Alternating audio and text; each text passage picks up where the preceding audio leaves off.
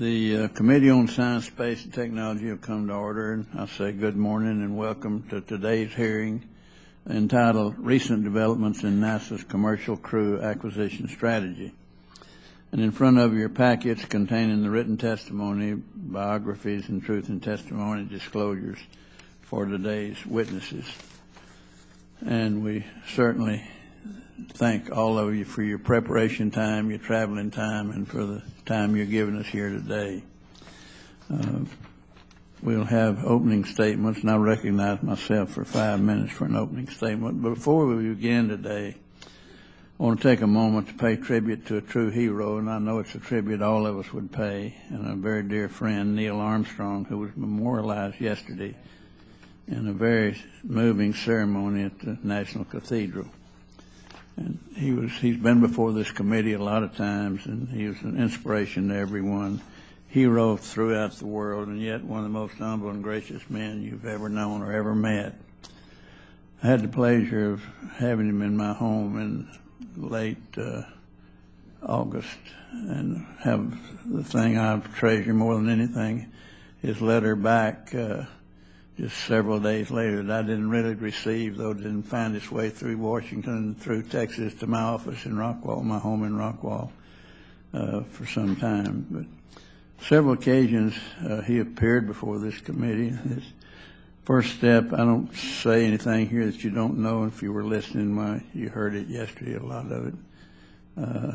Established our preeminence in space, and I think it got old to them to hear people introduce them as the Columbuses and the Magellans of space, but that's exactly what they were. And Neil was just really an advocate for preserving our leadership, and he never expected. I know my colleagues join me in working to carry out his legacy, and will always be inspired by his very remarkable life, and forever honor him for his place in American history. He certainly has a place. People will be reading about him and value very much the pictures they have with him, though they didn't get an autograph with most of them in his latter years. I think he got a little sick of people getting his autograph and going selling it for $1,000 or so. I want to thank our witnesses for being with us today. I know you've treasured his recognition yesterday and the memory that we had of him. I'll get underway with my statement. NASA recently awarded more than $1.1 billion to 3 companies to develop competing concepts for human space transportation launch systems, and today's hearing is going to review NASA's rationale for selecting the 3 companies to consider the cost and safety implications of these recent decisions, and given the unique nature of Space Act agreements, examine the level of NASA's insight and thus its ability to evaluate technical and safety requirements. Our nation has made great strides in space exploration, but these strides have not come without cost and without sacrifice. We've lost astronauts. After the Columbia accident, President Bush and Congress put through our nation and absolutely put us on a path to develop new human space transportation systems that were designed from inception to be safer than the space shuttle. Safety was very big, of course. NASA responded with the Constellation system, but this administration has chosen a different path. NASA now seeks to use the government funds to stimulate aerospace companies to develop multiple competing human spaceflight systems for which NASA may be the only customer. Are these systems designed from inception to be safer than the space shuttle, or is NASA responding to different goals? How and when will we know the safety of these new systems? NASA is using Space Act agreements, not regular contracts, giving the companies great flexibility to do as they see fit. In fact, so much flexibility that during this phase, no NASA crew transportation system requirements can be levied. It's hard for me to understand why NASA is proceeding this way. Will this result in systems that are safe for our American and international partner astronauts? How will NASA know if they don't have the insight? And perhaps more importantly to those of us in Congress who are asked to fund this, how and when will NASA know if it's getting what it needs and if these systems will be safe enough? Redesigns will be costly and time-consuming if important technical or safety requirements are not addressed up front, which I think they should be. If our nation's going to ask crews to explore space, it's our responsibility to do everything possible to ensure that those astronauts return to Earth safely. I'm not convinced this approach is the right one, but I'm willing to listen. And at this time, recognize Ms. Edwards for her opening statement. Thank you, Mr. Chairman, and thank you for your words about Neil Armstrong. It really was quite a moving tribute and celebration of his life yesterday, and I think for those of us, whether we were mature back then or we were just the little girls in school, it made us come to appreciate the, just sort of desire and willingness to explore uncharted territory, and I think has made me, anyway, as infectious about NASA and the space program as I've ever been. I want to thank our witnesses this morning and look forward to your testimony. And as my colleagues know, I'm a strong supporter of NASA, both the science programs and the human spaceflight activities. I'm also keenly interested in and excited by the entrepreneurial energy that's being devoted to human spaceflight these days. The passion of those working on commercial approaches to human spaceflight is indeed infectious, and as I said before, no great secret. I want to be there myself. I want to fly. But that said, in my capacity here as a member of this committee, I have a responsibility, as we all do, to scrutinize each of NASA's major projects to make sure they're well planned and executable. NASA's commercial crew program has to be subjected to that same level of oversight and scrutiny if we're to do our jobs on this committee. In that regard, I am concerned that NASA may not be holding that program, the commercial program, to the same standard as other major acquisitions. And I think we should make no mistake, this is a major acquisition for NASA. When the taxpayer is footing the bill, paying on average 9 out of every $10 that's being spent to develop these commercial crew vehicles, we're not talking about a straightforward purchase of commercial services from a GSA list. These services don't even exist yet. I'm puzzled and a little bit frustrated that NASA appears to be unable or unwilling to acknowledge the warning signs that this major program is not on a firm path to success at present, and look forward to hearing from our witnesses about that. In that regard, the written testimony of the chair of the Aerospace Advisory Panel, ASAP, Admiral Dyer, is illuminating. While his prose is cautious and understated, it's hard not to read the concern couched in such statements as, and I quote, "Lacking an independent cost estimate, we are uncertain as to affordability." And continuing the quote, "However, we arrive at this point in time with designs that are maturing before requirements and where government and industry have not yet agreed on how winning designs will be accepted and certified. We worry that the cart is ahead of the horse." And he continued, "NASA is just now undertaking to determine how systems will be certified to transport NASA astronauts. This timing increases programmatic risk and serious potential to impact safety." And so to that, I'd add some of my own concerns, namely that not only do we not have an independent cost assessment to guide our congressional deliberations, we don't even have independent assessment of when these commercial systems will actually be able to start operational services to the International Space Station. NASA is saying in the 2017 timeframe, and in Mr. Gerstenmaier's testimony, and even 2018 in one of its notional planning charts, and I would note that both these dates are within just a few years of the currently scheduled end of space station operations, and years later than originally promised. Moreover, both of those dates appear to be based on assumed funding levels for the commercial crew program that don't even seem to bear much resemblance to what Congress has authorized or appropriated so far, or is likely to approve in the foreseeable future. If that's true, then I think we need NASA to give us a cost and schedule estimate that's based on more realistic budgetary assumptions so we can see what is most likely to actually happen, something we require for all other NASA major programs. In addition, NASA still has not given Congress a clear understanding of how much it will cost to fly our astronauts on these commercial systems, and it's reported that NASA has had an independent assessment that estimate that NASA's commercial crew seats are likely to be several times as high as Soyuz costs. If that's true, and I want to know whether it's true, we need to know. And finally, as alluded to in Admiral Dyer's testimony, NASA's latest approach to acquiring those commercial crew systems is, to put it charitably, complex and unique. Trying to run Space Act agreements in parallel to FAR FAR-based contracts may be a workaround, and as the ASAP testimony phrases it, but that begs the question of why NASA didn't just stick to its original plan for FAR-based contracting. So we have a lot to talk about today, and as I close, I would like to say how much I appreciate the service that's rendered to this committee and to the nation on a continuing basis by the gentleman appearing before us today, and you both have really difficult jobs, and we appreciate your efforts, and thank you very much.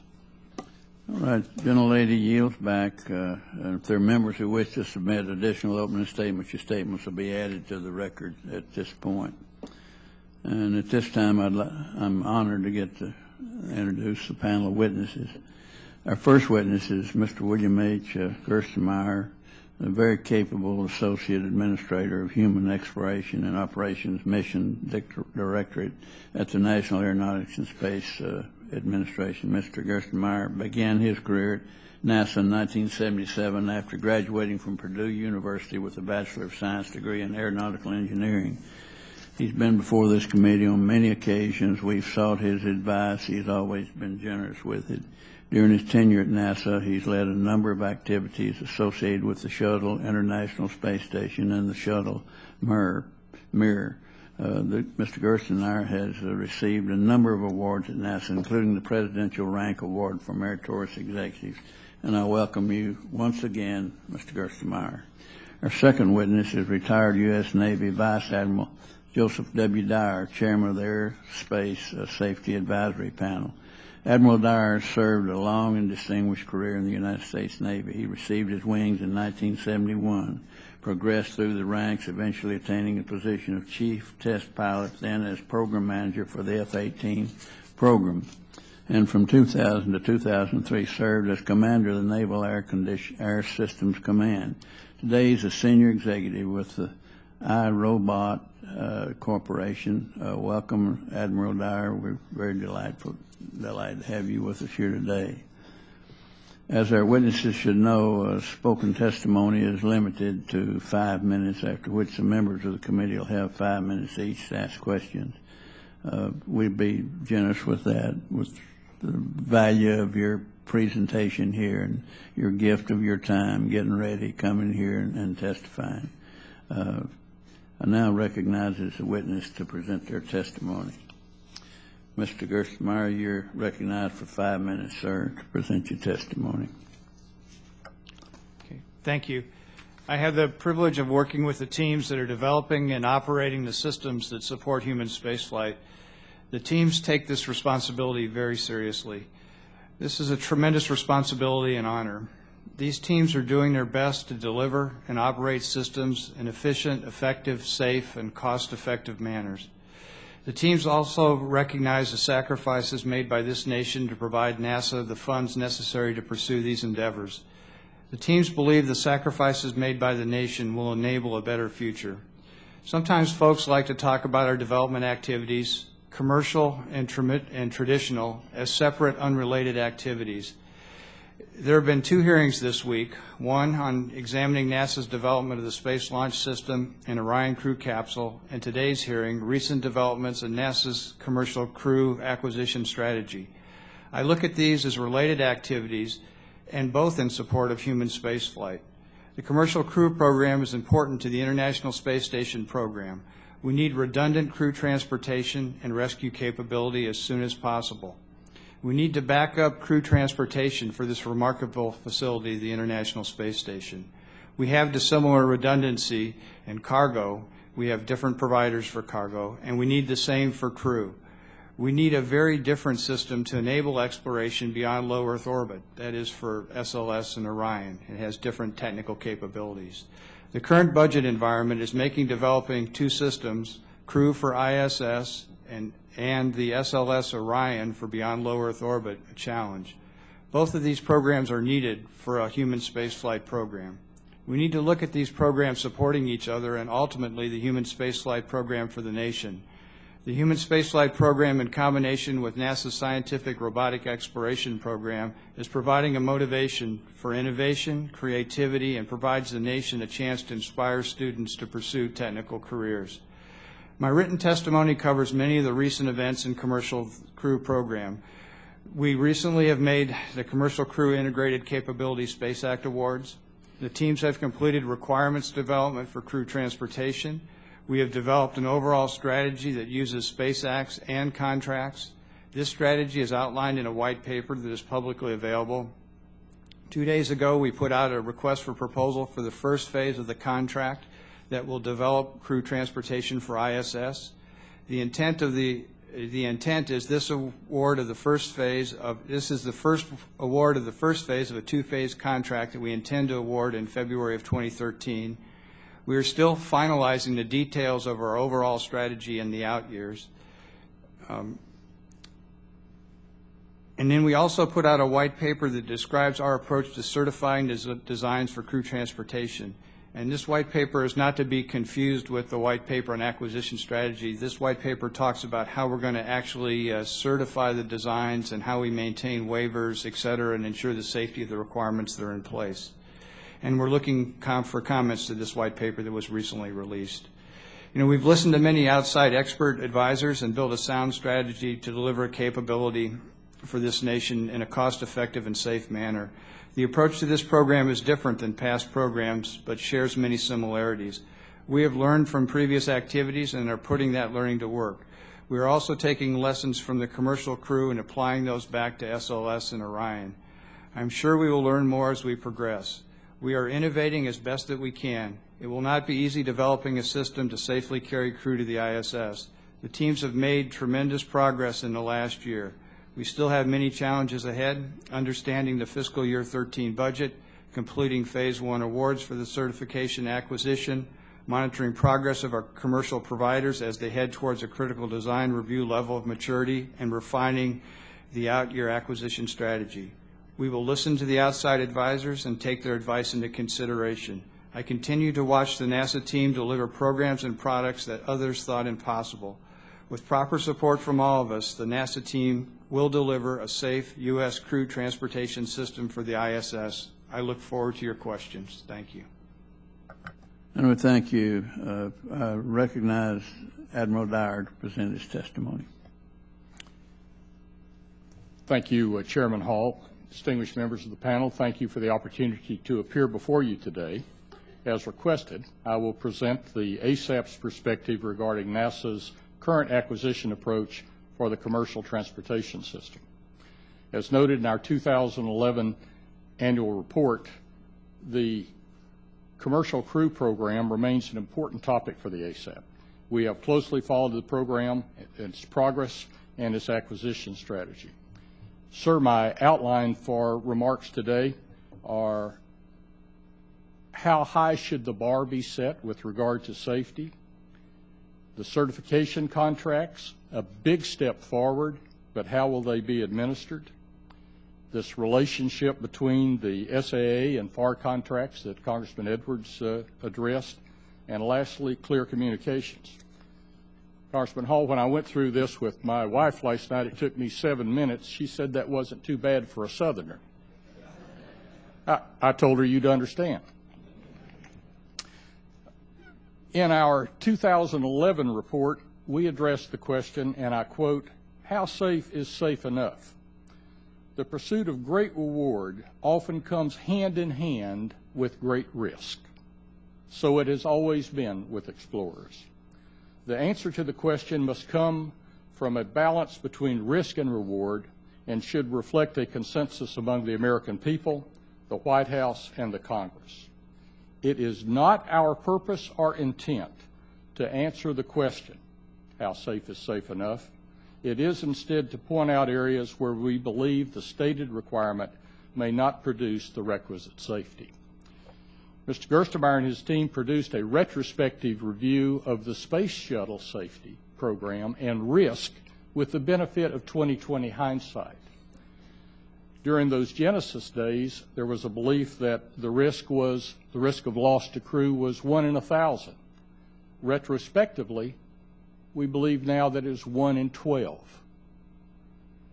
The design goal or design baseline for commercial space is 1 in 270 for a specific mission. So we raise the question, are we raising the bar high enough? That remains to be seen, but I know it's very much on the mind of NASA.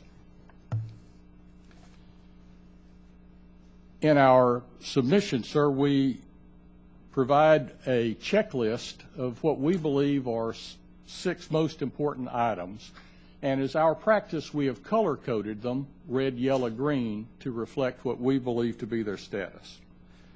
A solid green and a giant step forward is that NASA has clearly communicated to the partners come contractors that certification is a fundamental requirement of transitioning NASA and transporting astronauts to and from space. 3 elements that we code as yellow: they're progressing, they're advanced significantly by the certification contracts, but not yet in hand, are establishing solid requirements, promulgating how the agency will verify those requirements, and a validation and verification plan. 2 elements that are red in our mind deal primarily with the process that contractors shall follow on the path to certification. Congressman Edwards, as you indicated, it's not yet clear to us how waivers and deviations will be approved, who is accountable, and how the process shall be administered. Lastly, both from the Congress's perspective and NASA's perspective, budget and budget stability are a significant challenge. Mr. Chairman, informally, the committee staff has asked, is the Space Act agreement appropriate to support the development of commercial true transportation capabilities? To date, many maintain that the freedom and flexibility of an SAA have enabled creativity and innovation, and it may be delivering greater value for money. That may be true. However, we arrive at this point in time with the designs that are maturing before requirements, where government and industry have not yet agreed on how winning designs will be accepted and certified. The current acquisition approach, when funded under the SAA construct, is concurrent with a contracted or FAR-based certification program. It is unique and it is complex. In our opinion, this approach is a workaround for the requirements and the communication and challenges implicit in the SAA. It is not clear yet to the panel how the safety requirements necessary for certification will flow from the FAR contract to the SAA partners. Let me speak specifically to communication, and I would submit this is my most important message of the morning. In our travels to Boeing, SpaceX, Orbital Sciences, Sierra Nevada, and Blue Origin, we've heard pros and cons with regard to the SAA. Flexibility is universally the prime advantage. However, as the design matures and begins taking shape, partners seek reassurance that they are on the right track that will lead to successful certification. They pose specific questions about what NASA will eventually require of the designs. But NASA interprets that they cannot provide the answers to these SAA questions,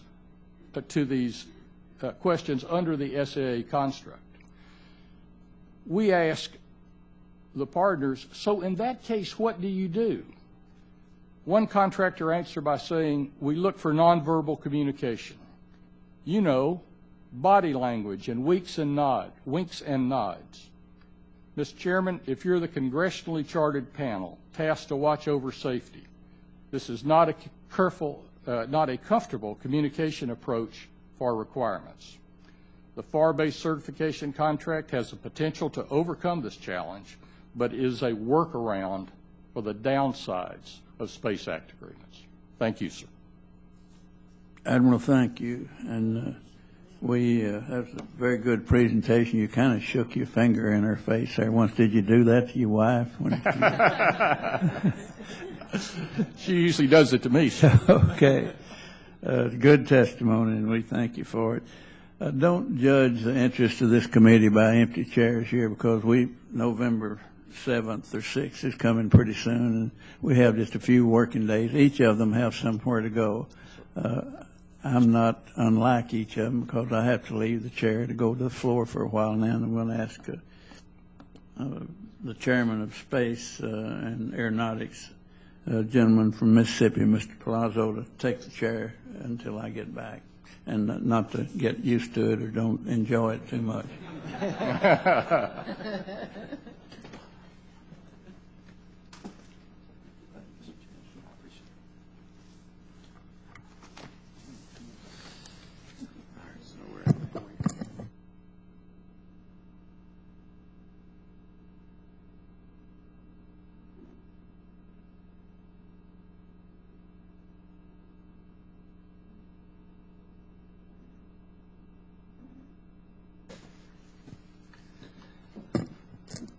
I want to echo the Chairman Hall's comments and thank you again for your solid testimony. I'd also like to remind members of the committee rules limit questioning to 5 minutes. The chair will at this point open the round of questions. The chair recognizes himself for 5 minutes.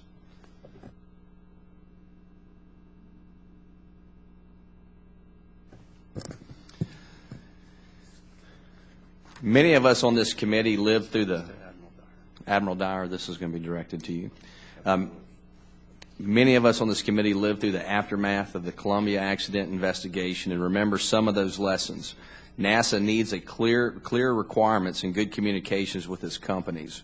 Your testimony points out how NASA's planned approach, where development is funded by SAA concurrent and with certification funded by a FAR-based contract, is complex, unique, and a workaround for the communications and requirements that are necessary to ensure safety in NASA's final certification.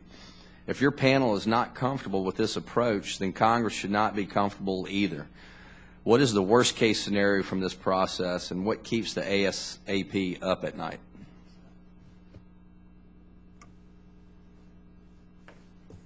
Well, sir,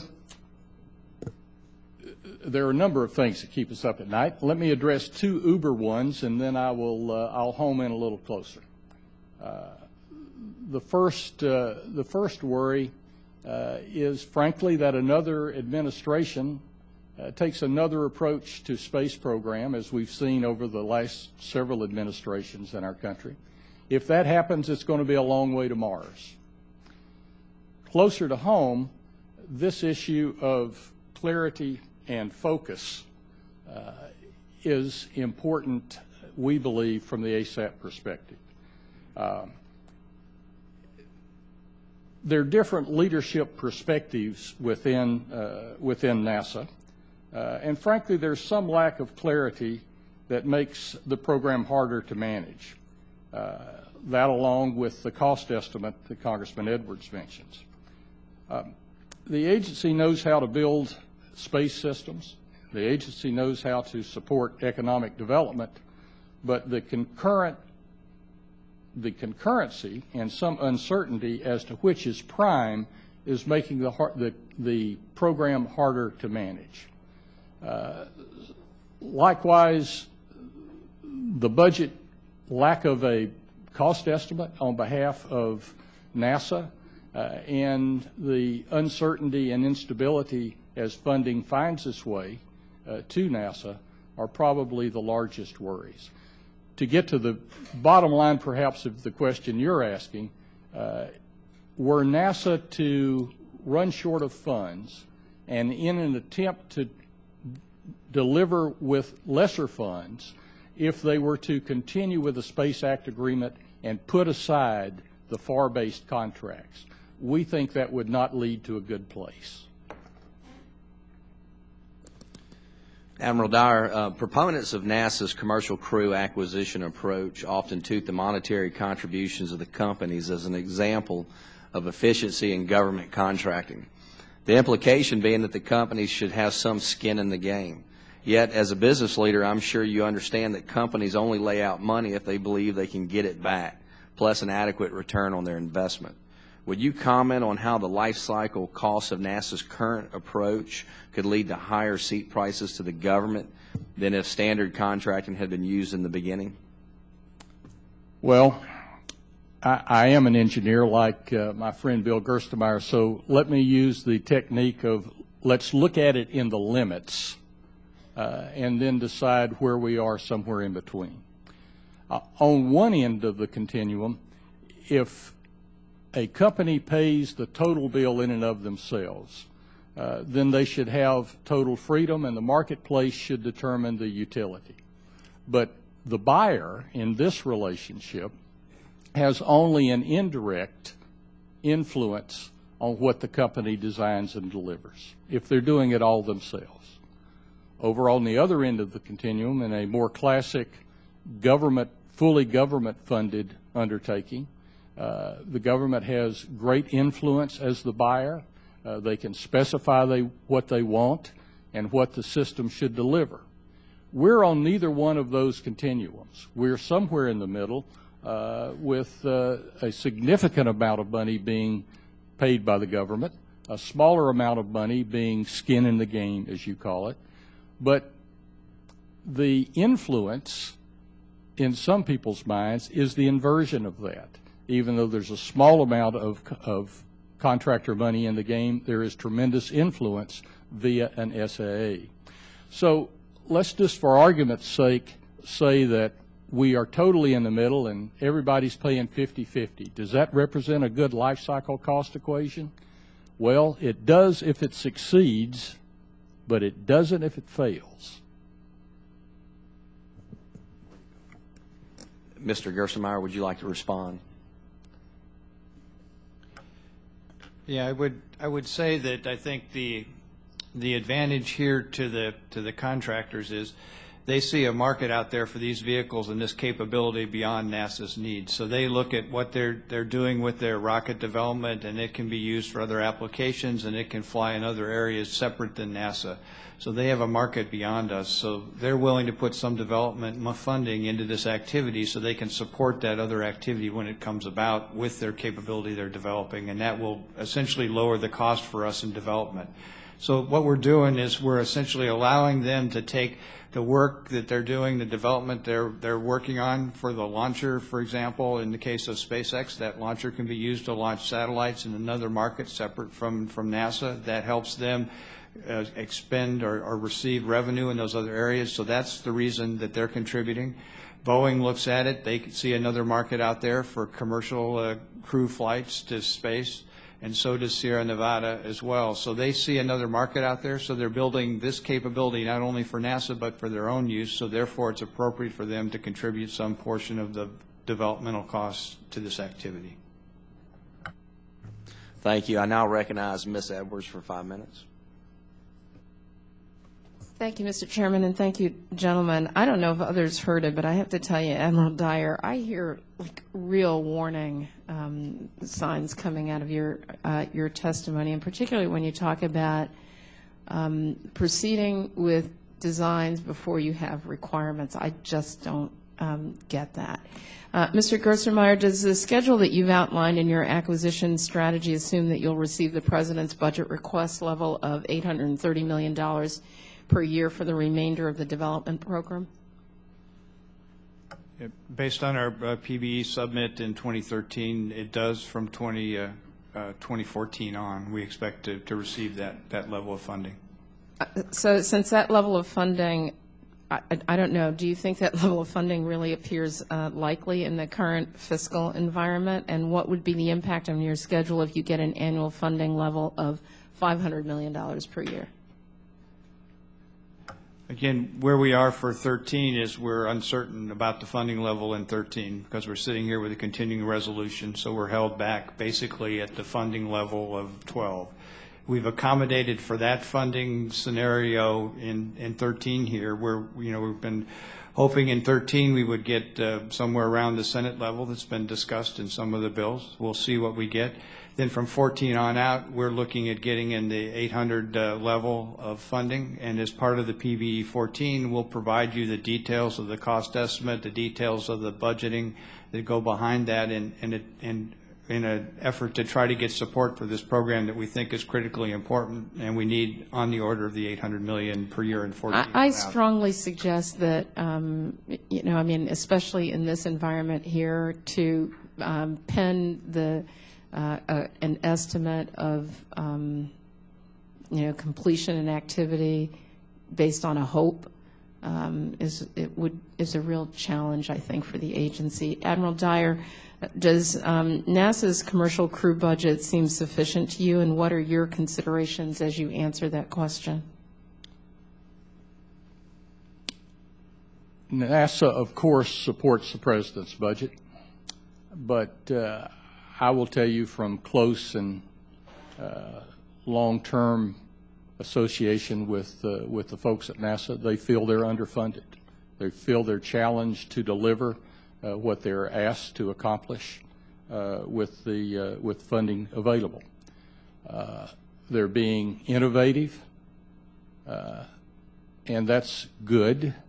But I recommended, Mr. Chairman, in my first appearance before this committee some years ago, that if I could give NASA and the Congress a single gift, it would be a good cost estimate. Can I just ask you then, given that statement, how is it that in the absence of an independent cost and schedule estimate, can we in Congress know with any level of confidence what it will get for whatever budget NASA proposes?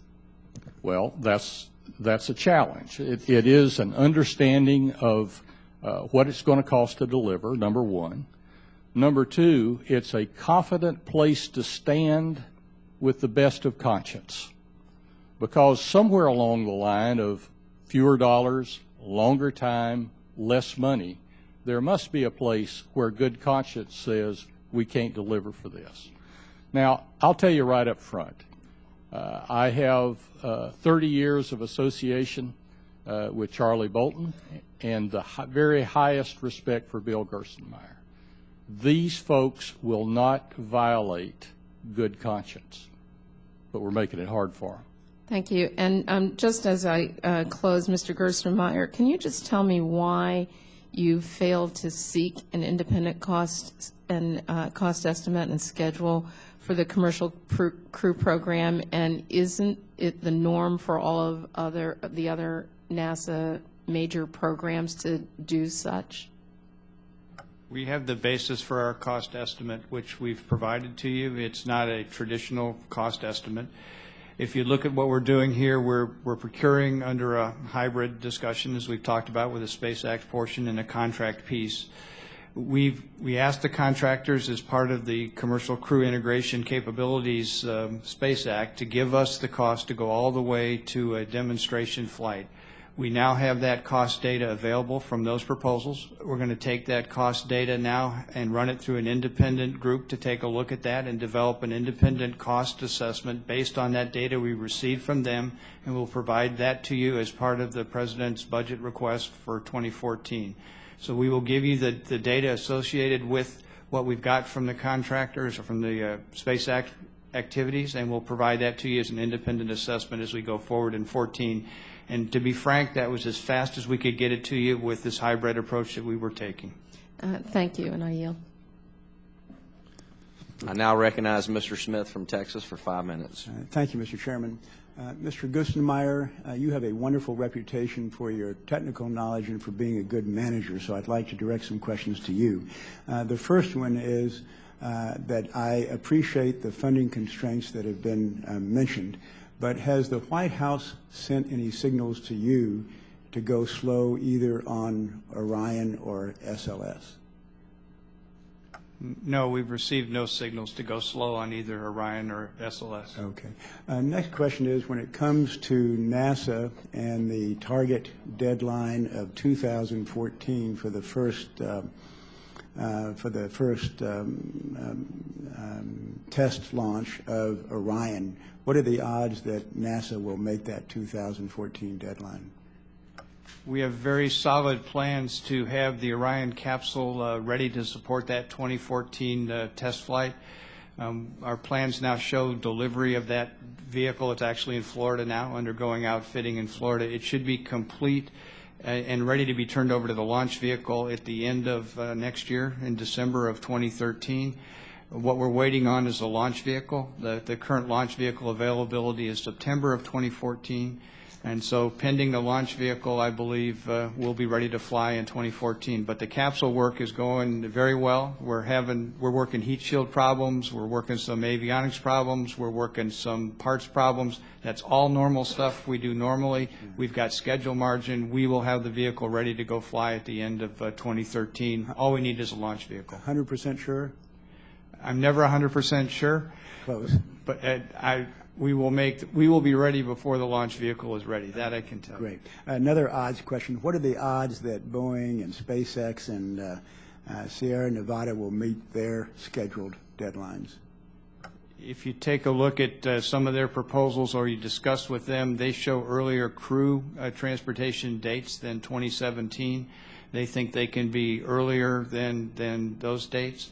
From a NASA perspective, we backed off. We said it wasn't appropriate to accept their dates. We wanted some margin in that. So we have done our planning based on a 2017 delivery date, which gives us some margin. So you have every expectation they'll meet their deadlines? I think they'll be a little bit late from what they're advertising in their proposals, but they will be there about the time we estimate in 2017. Okay. Thank you for that. Last question is this. There's been some discussion about the definition of commercial as it is applied to commercial crew and cargo programs. What percentage of the funding for those programs comes from the private sector, and what percentage of the funding comes from NASA? It varies by each one of the participants in the Space Act, the amount, and it's proprietary to the companies, the exact percentage. But there is a contribution by them. It's smaller in some cases and larger in other cases. Overall, it's been my understanding that 80 or 90% of the funding comes from NASA. Is that a ballpark, legitimate figure? I would say yes. The majority of the funding is coming from NASA for this activity. Okay. Does that raise any questions about applying the term commercial to some of these enterprises, or are you comfortable with that application? We could have a long discussion about what the term commercial really means. I guess I'm not, the way I look at it is I would not use that term specifically, but what we're doing is we're getting a contribution from the contractors to help in this activity because they believe there's another market out there. If you want to pin the term commercial on that, you can pin the term, but the facts are what I described. Yeah. And regardless, we appreciate what they're doing and their capability as well. Okay. Thank you, Mr. Gerstenmaier. Thank you, Mr. Chairman. Now recognize Ms. Bonamici from Oregon for 5 minutes. Thank you, Mr. Chair. Thank you both for your testimony and for all you do. Admiral Dwyer, I want to follow up on the issue of how the role of the Aerospace Safety Advisory Panel is shaped based on the underlying goal of the Commercial Crew Initiative. And I know in the past ASAP has written about the need for clarity and consistency of purpose, and you talked about that in your testimony. So in the ASAP's opinion, is the purpose of the Commercial Crew Program to develop the commercial space industry, or is it to acquire transportation to the International Space Station? Well, that's a great question, and one that we've asked, and one that's not entirely clear in its answer, at least to us. Is it economic development?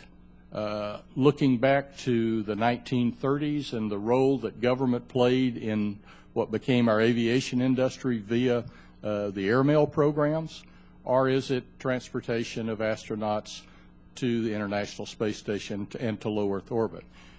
De facto, I think the answer is both, that NASA is attempting to do both.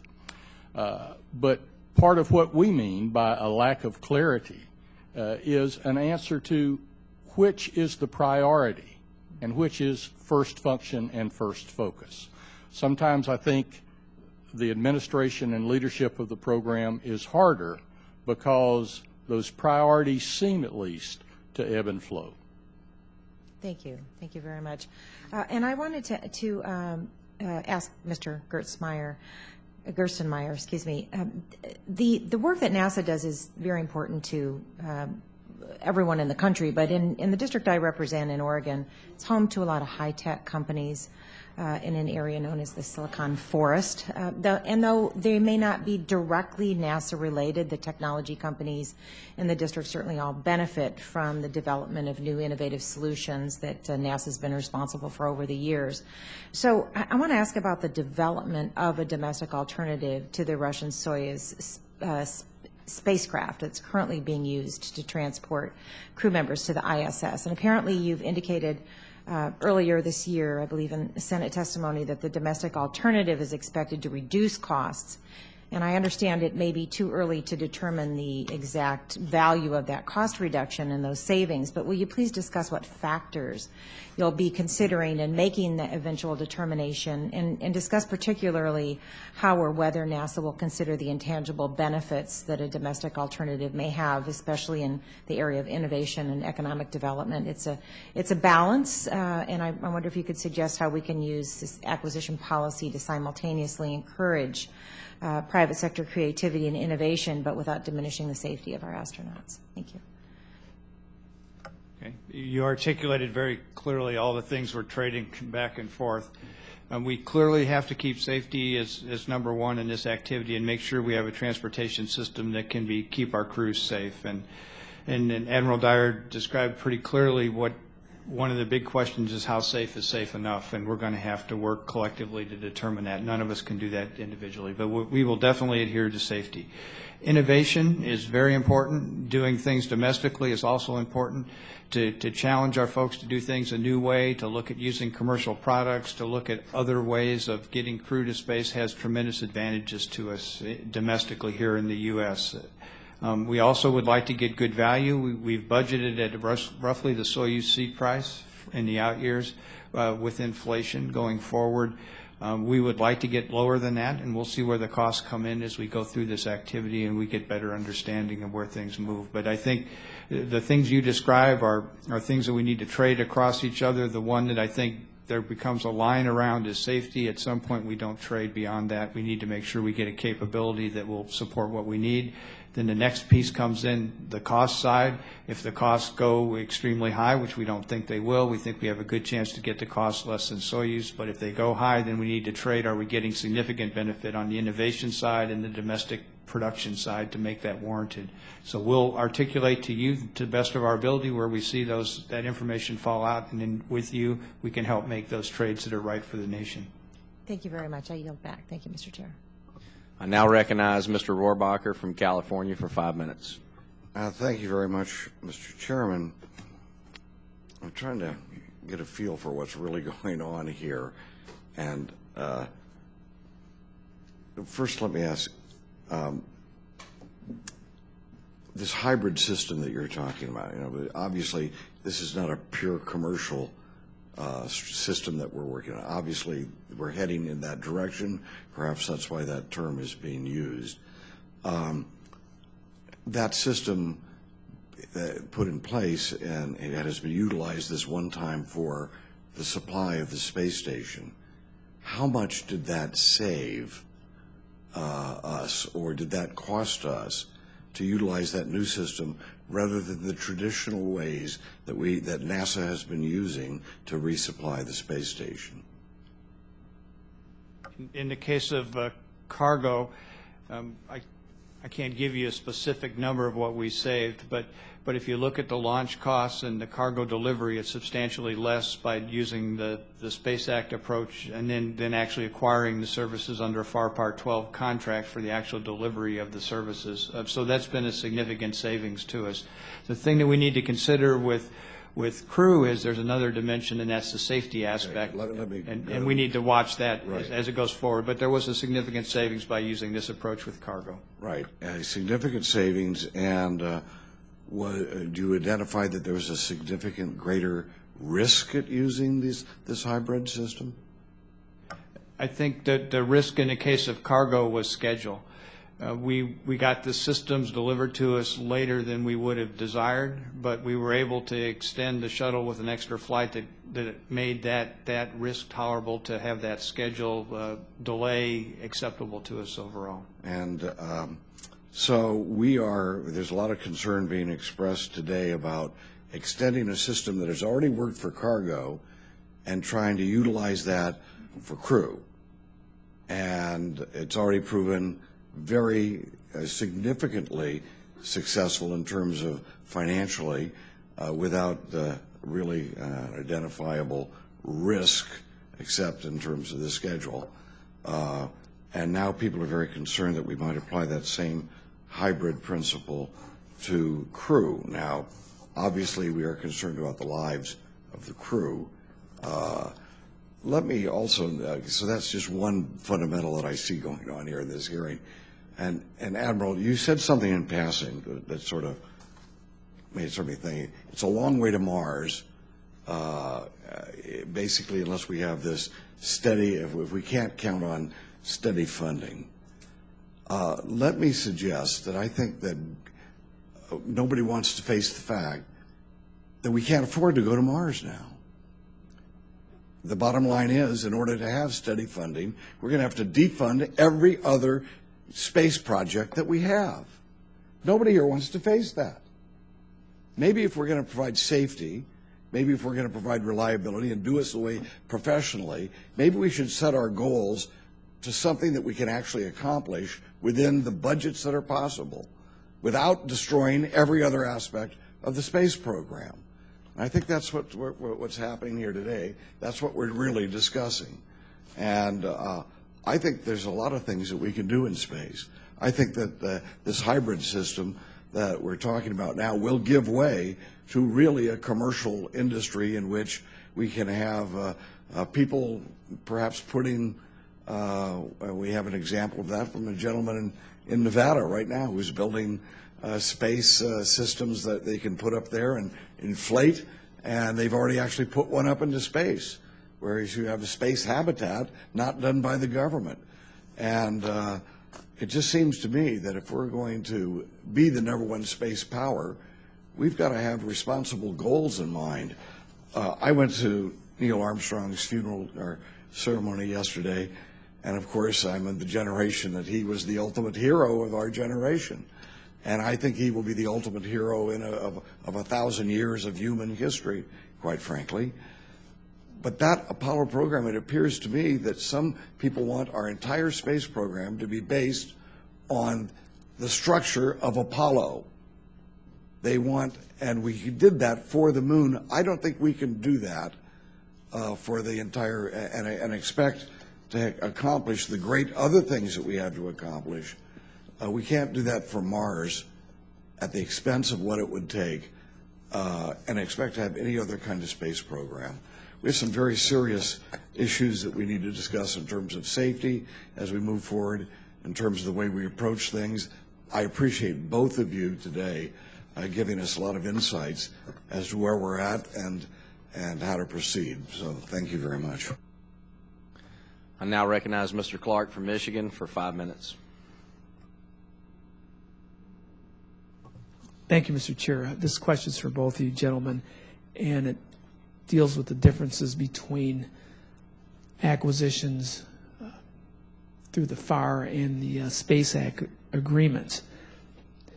Specifically, in your opinion, how would the outcome of the award and the evaluation of this contract for transportation services be different under the FAR as compared to granting the money through Space Act agreements? How would the outcome of the award and evaluation process be different? I'll go first and quick and tell you that the panel doesn't have access or knowledge with regard to source selection. So I'm afraid I'm no help with that one, sir. I would say that the differences at the top level are with the Space Act, NASA loses the ability to direct the contractor exactly how the requirements are done. As Congressman Edwards talked about, we can see what's happening in the design, but we cannot directly influence the design. So we get a lot of insight into what's happening. We can see how they're designing the vehicle. We can see how it's putting together. Admiral Dyer talked about that, but we cannot give them positive feedback. Is that design good or is that design not good? We can just listen to the design and be there. In a contract, we have the direct ability to interact with the contractor and tell them exactly what we want, the way we want it, to ensure that it meets our requirements. What we're doing with this hybrid approach is we're letting them have this freedom to go ahead and design, but then we're holding it at almost in parallel as fast as I can. In February of 2013, we'll have a contract in place where we can then have them tell us where they want to use alternate standards. They don't want to build it the way we want to. We can provide direct feedback to them under this contract. We're going to ask them how they do hazard reports, how they control the risks associated with spaceflight. We can provide direct feedback to them. So what we're trying to do is we're trying to take the advantages of a Space Act that allows them to run fast and quick, but then we're in parallel going to put on top of that a mechanism that we can get some ability to interact with them in a more formal manner to actually control the design, that we get something that comes out the other side that we can actually use. So those are kind of the advantages and disadvantages. If you did a pure contract, we would be much more involved, and it would be probably a little bit longer process and a much more costly process if we did just a pure contract. Congressman Clark, just to shirt tail on Mr. Gerstenmaier's comments, NASA is the keeper of our body of knowledge on how to get systems into space. So to have better and clearer communications, to overcome that problem that Bill just voiced, is the thing that we think would be most important as we go forward in any construct and in any type contract. Thank you, gentlemen. I yield back my time. I now recognize Mr. Bartlett from Maryland for 5 minutes. Thank you both very much for your testimony and your service. I understand that it's now generally conceded that transportation via this new vehicle could cost several times as much as going on the Soyuz. Is that correct? We don't believe that that's the case. We've done some kind of worst case analysis, I would say, to go ahead and bound the upper limit of the budget, and that's what you may be referring to, where we have some cost estimates where the seat price is higher than the Soyuz. But then when we look at what we've got in these CCI cap proposals, we look at what we've done under this new method, and we can see various approaches that get us below essentially what we believe the Soyuz seat price is. So I think we've seen both. We'll continue to go work those and see where we are. So we see a range of prices. Obviously, from a national pride perspective, we'd rather be riding our own horse. Was there any discussion up front as to how much we might be willing to pay in excess cost to make this happen? We have not had that discussion in terms of excess cost. I would believe that's still in front of us as we bring this design a little bit more to maturity. I think the other piece is it's not just having our own horse, but I talked about it in my oral a little bit. To have another way to get to space station with our crews other than just the Russians is tremendously important. You know, even when we had the Columbia tragedy, we could not have kept crews on board space station. We could have not continued to assemble space station without the Russians being able to back us up with transportation. So no matter how good a transportation system is, for an asset that's as critical as the space station is to get research done and continue to moving forward, we believe we need an alternate way to get to space station, and that's what we're doing with our crews, and that's what we're doing here with this activity, this commercial crew transportation activity. I understand our goal for this new asset in terms of safety is 1 in 273. Can you tell me what that is for the Soyuz? We don't have an exact number associated with Soyuz. We've looked at it from a historical standpoint. We don't have the detailed understanding of the systems design and the hardware designs, but we look at it and we would say the Soyuz is equivalent to that, but I can't provide to you a detailed analysis that shows exactly that equivalency. But if you look at the flight history of the vehicle, the amount of time they've flown, I would say that in a more qualitative discussion, you can say they're roughly equivalent. I really hate to ask this next question because I am a scientist and a huge supporter of NASA and human spaceflight. If the sequester occurs, it would cut defense about $50 billion next year. Defense is about 1/5 of our spending. So let's be fair and cut everything a commensurate amount. That would mean $250 billion next year. That means we're cutting Medicaid, Medicare, Social Security. These cuts are considered draconian and impossible. But if they occur, the full $250 billion, that would be somewhere between only 1/4 and 1/5 of our deficit. Now, if we cannot possibly cut 1/4 to 1/5 of our deficit, how do we ever get there? I have 10 kids and 18 grandkids and 2 great-grandkids. Obviously, it's not going to be business as usual.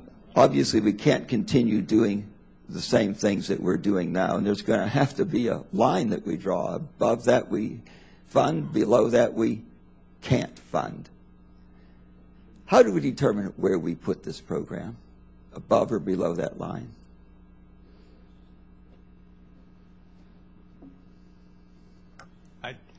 No, I'm not sure I can even answer that question. We could talk about our programs, we can talk about the value of the programs, but then it's ultimately up to this body and a larger body to decide what the right answer is to that question.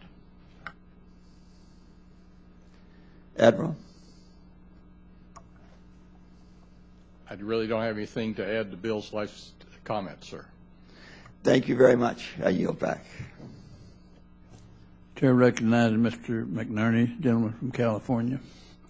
Thank you, Mr. Chairman. Glad to see you back here this morning again. Mr.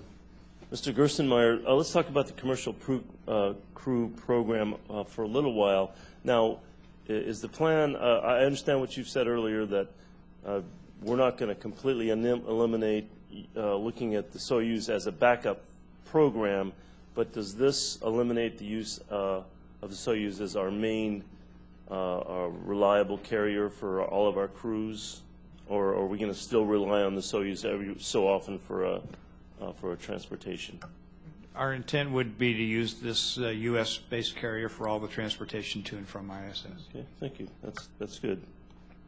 Admiral, do you think that the commercial crew program is receiving more or less scrutiny than oversight in NASA would receive for if there were no private sector involvement? Do you think there's more or less scrutiny now?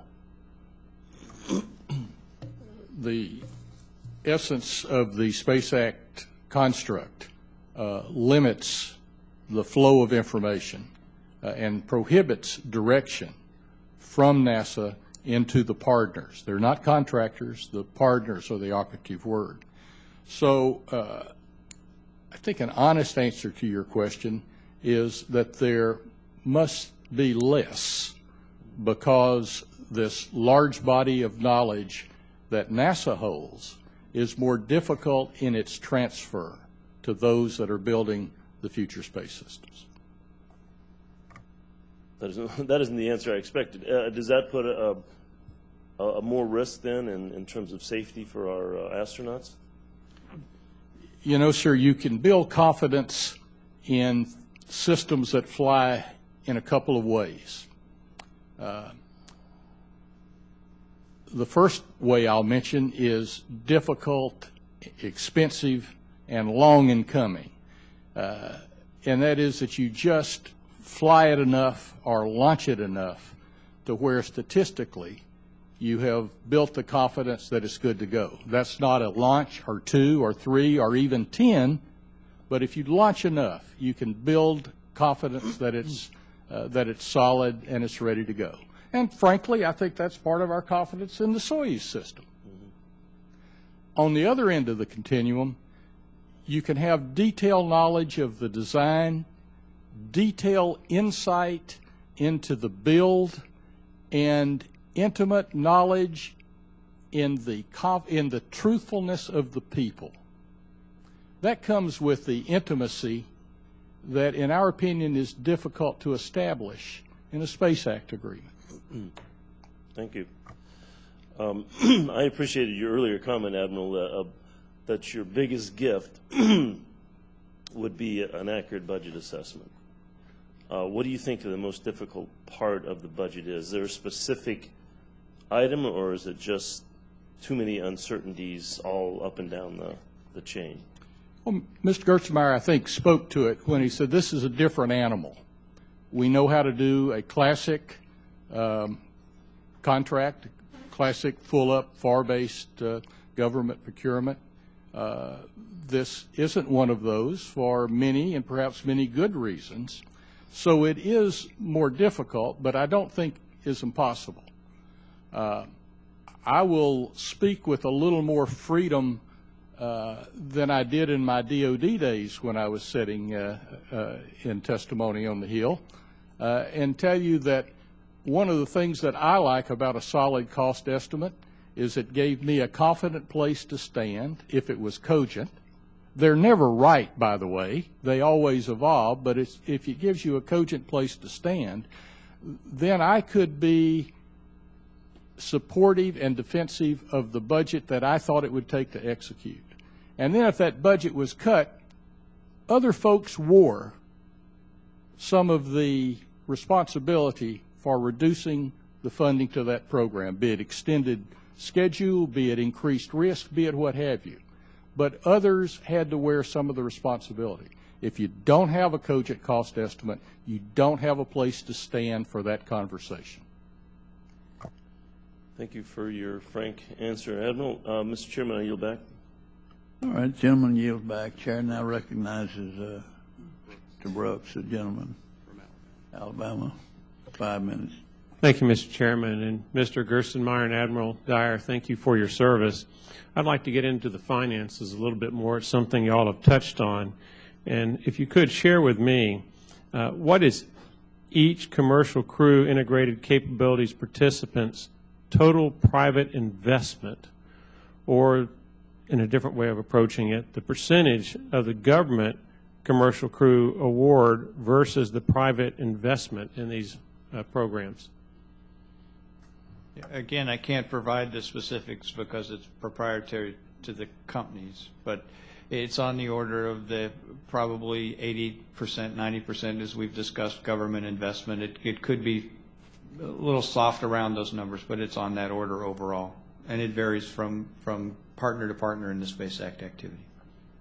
Fair to say then that the private sector contribution to the total cost is in the neighborhood of 10 to 20%, the inverse of 80 to 90%.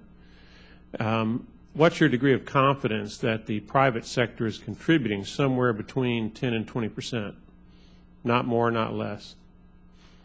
I think we have pretty good insight into what's going on, and we believe that they're contributing on that order. There's no reason to doubt that they're actually contributing those portions that we've discussed. Do you have any data that establishes the amount, perhaps that you can't share with us today because it's proprietary? I don't have any direct data. You know, you would typically ask me, do I have a 533? Do I have an accounting sheet, a record formally transmitted from them? I do not have that. But we see it from evidence of work they're doing, activities they're doing, and other things. So we indirectly can attest to the numbers that I just talked about. Thank you. And continuing, Mr. Gerstenmaier, at a rate of no more than 2 NASA missions per year, most analysts conclude that only one provider will ultimately be needed.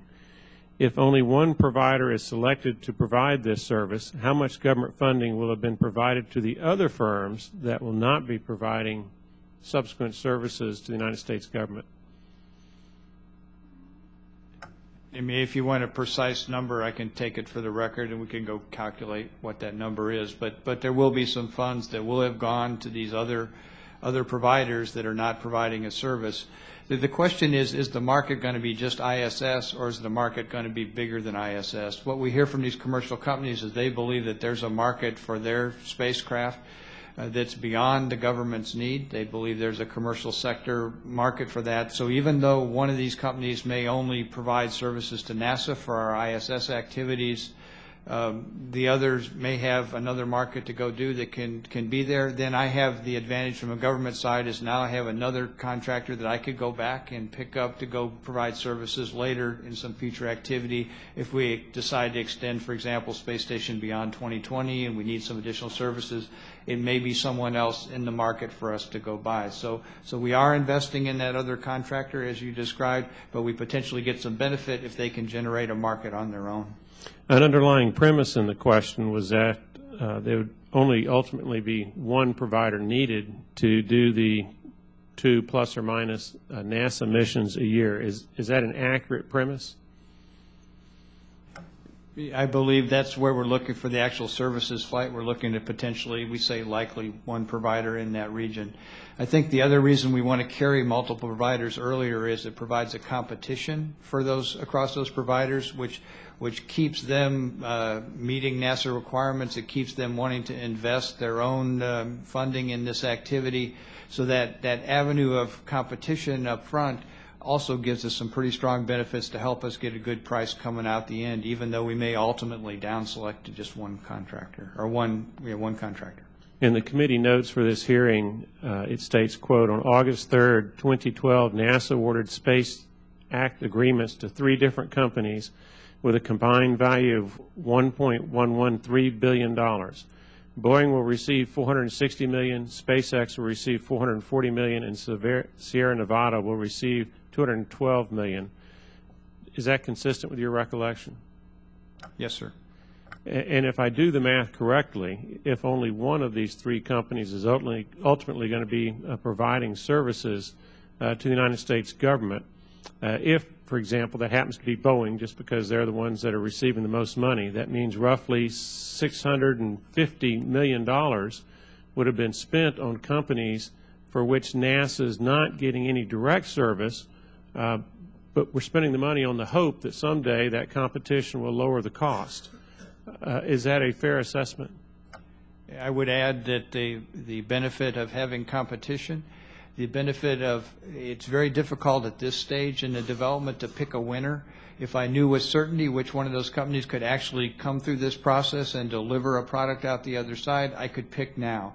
But at this point in where we are, I want them to continue their development. I want them to get into test. I want to see how their hardware flies. I want to understand whether they have a safe system or not. And it's I guess the extra cost you describe, I believe it gives a significant benefit that it gives me an opportunity to select another provider. If I see one system is safer than another, it gives me an option to move forward. So even though there's an extra cost, I believe there's a significant benefit to us, not monetarily, but from a capability standpoint and from a safety standpoint of carrying multiple providers at this phase. Thank you, Mr. Gerstenmaier, for sharing your insight on why we're doing what we're doing. Mr. Chairman, thank you for the additional minute. Thank you, sir.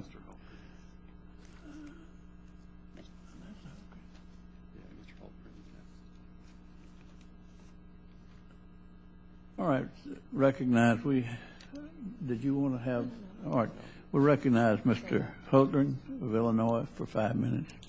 Thank you, Mr. Chairman. Mr. Gerstenmaier, NASA's acquisition plan includes a costly phase, I think it's about $4.5 billion of optional milestones. I wondered, would these optional milestones, if selected, be brought up using, using Space Act agreements or federal acquisition regulations, so SAA or FAR? They're only available for us to exercise under the Space Act, and we have the ability to exercise them one at a time, so we don't need to pick up the entire phase. We can do those one at a time, but they would be under a Space Act. Do the companies expect the optional milestones are part of the certification path? I think you'd have to ask the companies. I don't anticipate using those in the certification activity. We believe we're going to move to this certification products contract phase 1, followed by a phase 2 as shown in the white paper. We may choose to implement 1 or 2 of those milestones, but we'll be careful about which ones of those we choose, and we'll make sure they're justified and understood and they provide significant value back to the U.S. government. So your expectation from NASA's point of view is that they wouldn't be used, or if they are used, it'd be very minimal usage, is that right, or select? I would say selected. We will use those if we selectively see some significant advantage to us to pick up 1 of those milestones or 2 of those milestones in that period. Admiral Dyer, from your perspective on the safety advisory panel, what are the pitfalls, do you think, of this process?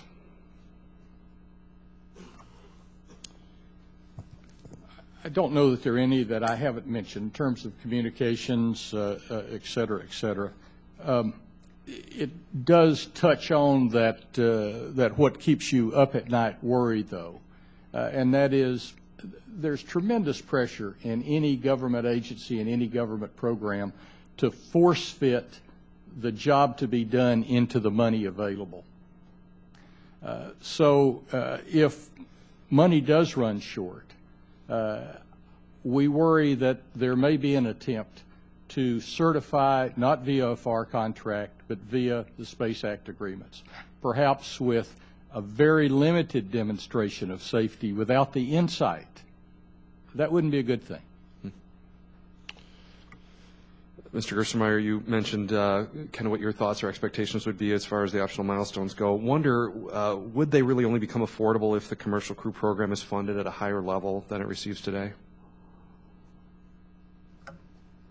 I mean, as we project forward, you know, in our budget summit for 2013, you know, we're looking for $829 million or so in fiscal year 14. We think we need those funding levels. It's not clear that a funding level would directly tie to these milestones. In other words, if we had more funding, would we implement these milestones? I would look at it more from a technical benefit standpoint. Does this provide an ability to advance or to get more safety insight? Does this give us an additional test that's critical to us? So it's kind of a, I don't know, we would look at them and evaluate whether it makes sense. So it's not tied to the overall funding level, whether we would implement those optional milestones or not. Okay. If I can change direction just a little bit, well, not directly related to today's hearing, wondered, Mr. Gerstenmaier, if you could comment briefly on the current state of the J2X engine. The J2X is doing extremely well down in Stennis. We've fired that engine for, I believe, up to 19 minutes, which is one of the longest firings we've had in any liquid engine test program. It's meeting all its milestones, all its performance activities. It's proceeding extremely well down at Stennis. Do you think there's any threat of money being redirected away from J2X development towards some of these other programs? Again, we need to look at the overall needs of the program of what the right approach is as we move forward for the heavy lift launch vehicle. The upper stage clearly needs this J2X engine if we're going to get in the 130 metric ton region. We can also get in that same lift capability by changing the boosters on the side of this, the SLS. We have an advanced booster contract to go take a look at that to see other liquid systems that may go on the side. So we're actively trading those back and forth. We may slow down the testing a little bit on J2X if we think that gets us to a faster capability for SLS, or we may keep it right at the same path we're on right now. But the intent is I want to take J2X until we have that system fully wrung out and ready to be an operable system for the future. Okay. Well, I see my time's just about run out. Thank you both. Thank you, Chairman. I yield back.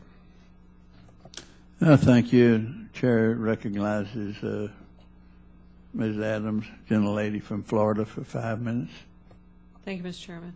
Mr. Gerstenmaier, can you describe the working relationship that NASA has with the CCI-CAP companies and how that relationship helps NASA guide the development of these new vehicles, especially since our biggest concern is that NASA does not have the authority to impose safety requirements at this stage in the development?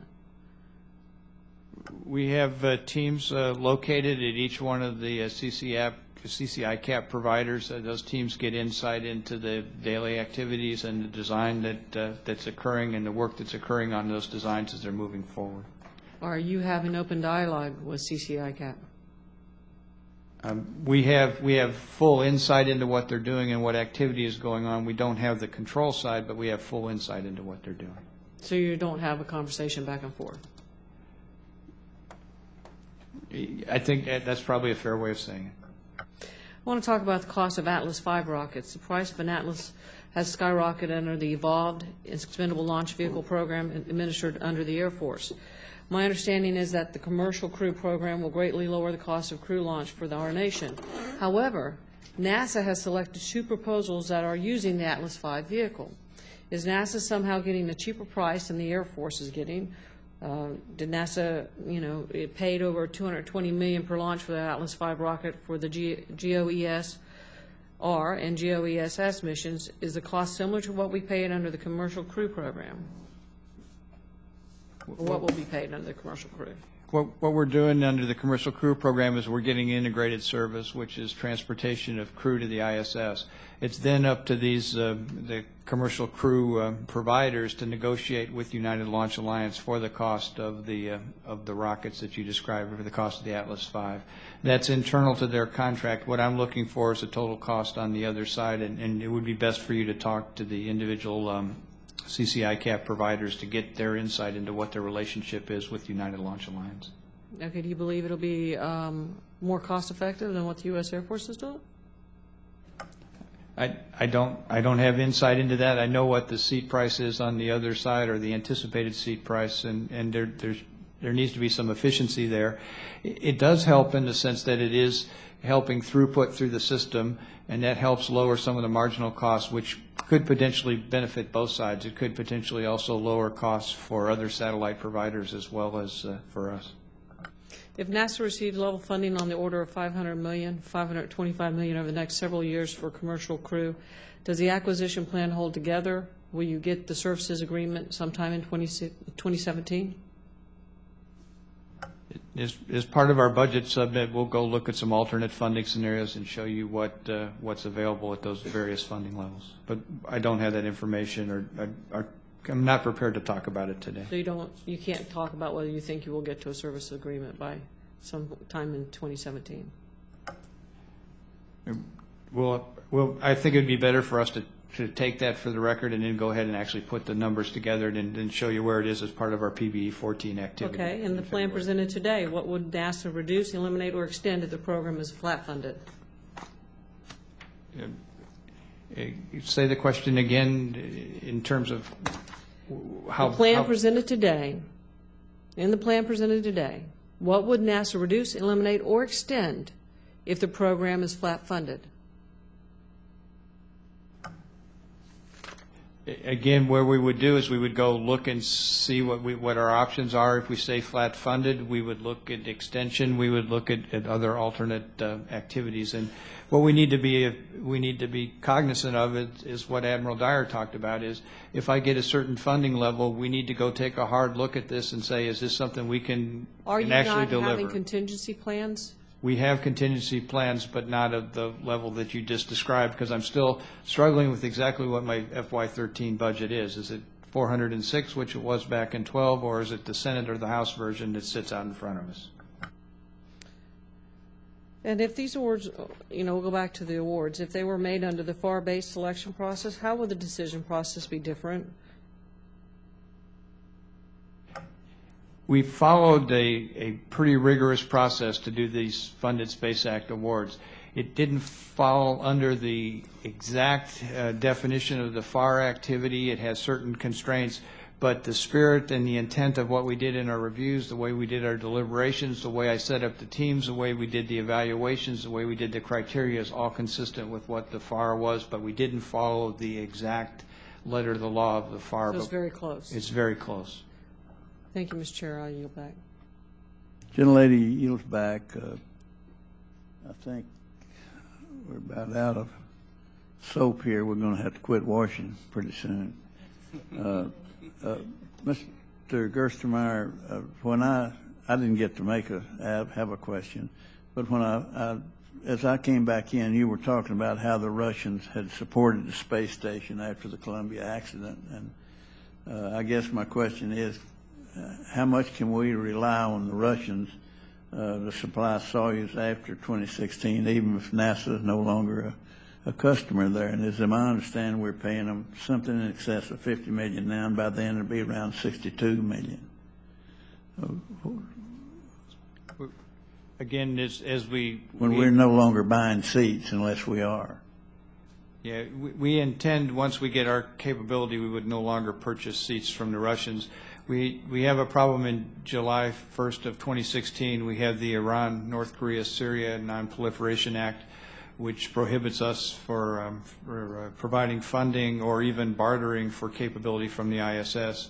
We're going to need some relaxation in that act to continue to operate the space station with the Russians. So we are prohibited now from buying seats beyond that July 2016 date with the Russians currently. We anticipate that some legislation will get approved in the next year or so that may help us with that current problem. Okay. I think that answers the question I had. And Ms. Edwards had a brief question to close on. Thank you. Your time's up. I just adore him. Thank you very much, Mr. Chairman. Just to follow up on that, in terms of, so you will be seeking a waiver then for INCSNA, and if that's true, do you actually have a legislative proposal? Because presumably that would need to happen at the end of 2012, right? Or 2012 or early next year, right? We need it in the spring of next year, and we've been working with several folks and are working internally to the administration to get a proposal to come forward. Thank you. Mr. Gerstenmaier, it would just be really helpful to have that. I mean, especially if you look at our calendar this year and early next year, it would be helpful if we had something to bounce off of. Thank you. All right, thank you for your brevity. Now, let's see, the questions are completed. I presume we have no one else. I want to thank the witnesses for their very valuable testimony, and if the committee or any members of the committee who are not here, who have other business here, have questions for you, we'll submit them to you and would really appreciate you being able to answer them to us in writing. They'll be submitted in writing, and we'll keep the record open for 2 weeks for additional comments from other members. And at that time, we thank you again over and over for your testimony and for your time. And you are excused. This hearing is adjourned.